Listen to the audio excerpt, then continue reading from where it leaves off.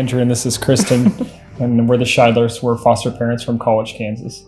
So when we got married, we always knew we were going to adopt. We knew we couldn't have our own children, and so adoption was always our goal. We did initially look at fostering, and then we were kind of taken back because it was a little daunting at the time.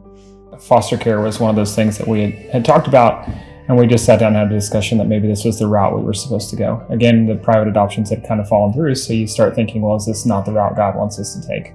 So the doors kept shutting, so foster care just seemed like a better option. And then at that point, we finally just decided that that was the best option at the time for us. So we have fostered 14 long-term kiddos during our 5-year span, and then 4 respite. We kind of just got into doing respite this last year. And currently we have 5 children. We have a sibling set of 4 we're in the process of adopting, and they are all girls, a 6-year-old, a 4-year-old, and then twin 2-year-olds. And then we have another 2-year-old boy that we're fostering. So life's a little chaotic with 3 2-year-olds. Because of our medical background, we've always taken a little bit to those kids that have special needs as far as the medical backgrounds go. So we always tell our social workers to keep an eye out for kids with medical needs and if they have a place to go. So we always talked about getting a little boy since we have the 4 girls with us. So he kind of came along and had some medical needs that needed addressed, and it's something that we were comfortable with and we felt like we could address. And part of our fostering journey is we know that because of our medical backgrounds, we have a lot of that knowledge. So we will take kids that we can share that knowledge with and use that knowledge and use our careers as a substitute for what those kids need at that point in time. I think that's one of the hardest things we've learned during this process is how important that support system really is. And also having them trained in trauma and how important that has been in really helping our kids thrive. A lot of our family has also taken some TBRI classes, so the trust-based relational intervention. I'm a TBRI practitioner, and we try really hard to do trauma-informed parenting in all that we do. And it has really helped the children in our home.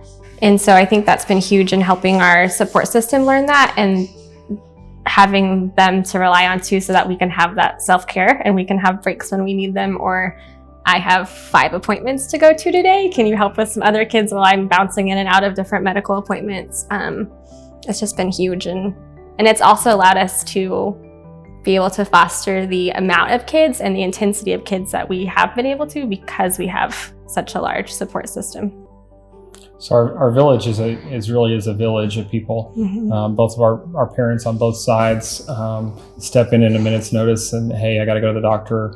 Can somebody come sit with the kids? Can somebody stay at the house? Can somebody take them out to lunch while we do this? Our parents have played a huge part in that. Mm-hmm. But it comes down to everybody. There's neighbors, cousins, aunts, uncles, co-workers.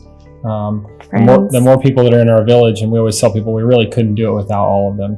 They really do make the world go round for us. School pickup line got a little challenging. Carpool pickup line got challenging when you have 5 car seats, and then all of a sudden you're either having to open the batch hack of the Suburban to get a kid to crawl in, or they're having to climb over their siblings to get into the back seat at pickup line because there's 3 car seats in the middle. So something had to change. So we kind of had some discussions about that, and then we got the bus. The greatest comment was one of our little respite kids for the weekend got so excited because he got to ride in our little girls call it the bus. And he climbed in and he's like, where am I going to sit? There's places everywhere. This is so cool. He was so excited. I was just like, hey, this is awesome. We can win kids over like that now because obviously we have the coolest car to some. There's all these kids inside and all these friends to play with for the weekend. And we won him over super fast. Our girls, we first got when they were 2.5 and 2 months old. And then twin sisters were born. And they were preemies. And so then we went from 2 to 4. The older 2 had their parent rights terminated right before the twins were born. So at that point, they kind of stalled that case to see what would happen with the twins. And so twins worked reintegration for a while, and then that wasn't working. And then the parent rights were terminated, and then they've all 4 become up for adoption. So we're kind of just now getting down to the end of our ride. And we're really excited for that because we're ready for them to be ours. I would say the biggest challenge initially is not over connecting with the child, just knowing that, you know, the ultimate goal is always to go back home. And we've had quite a few kids long-term placements, and just the challenge of knowing that your goal is to get them back home, to do the best you can. And the reward is the exact same thing. It's knowing that you're doing the best you can for that kid to go home into the best situation that they can.